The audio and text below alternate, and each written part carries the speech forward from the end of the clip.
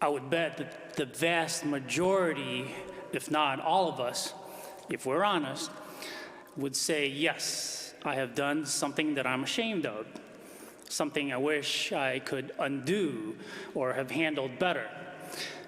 We all do many un-Christ-like things in our lives that cause others to wonder why we even call ourselves Christians. As a church, we have the troubling reputation of being judgmental, hypocritical, and dare I say, sometimes downright evil or scandalous. For instance, using the Bible to justify slavery of Africans and the resulting reality of persistent racism, absolving sins for cash payments, forcing evangelism of Native Americans coupled with colonization of their lands, anti-Semitism, and the mistreatment and attempted destruction of Jewish people over the centuries. And this includes terrorizing Muslims and Jews for over 300 years. Opposing equitable health care for everyone, as well as opposing protections and rights for children. Judgment and condemnation of and violence against minorities, refugees, and LGBT people that still persists to this day. People look at this historical record and think, wow, those folks, those Jesus folks who claim to follow Jesus sure don't act like him. Sadly, most of us don't. We've all done things that we're just not proud of as Christians. And even if you're not the kind who throws the Bible verses in people's faces, chances are you've felt better than someone else when you don't live their same lifestyle or share their same struggles.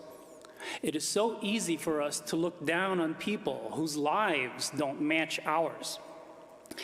And unless we live under a log in a swamp, we're going to have to come to terms with other people's perspectives and beliefs.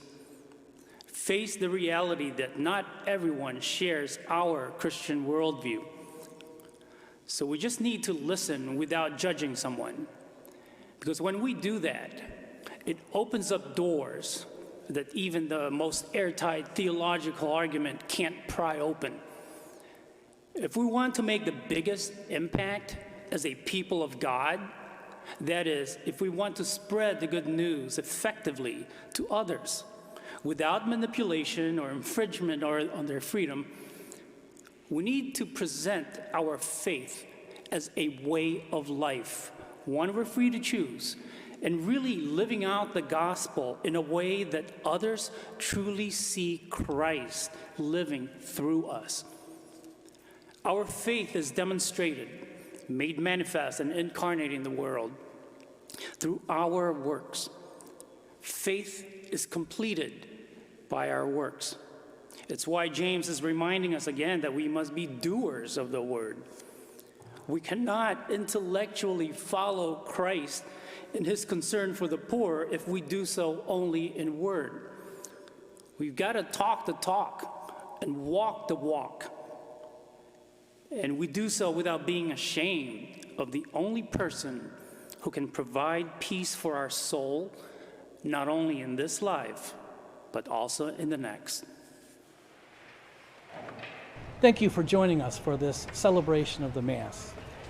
This virtual Mass is broadcast to hundreds of people every day of the week.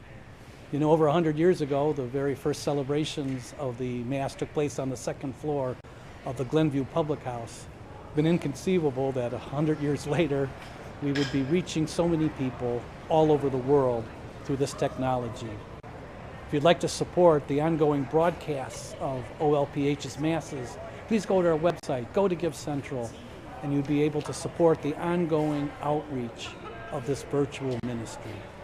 Thank you for your support. Most of all, thank you for joining us in prayer. God bless you.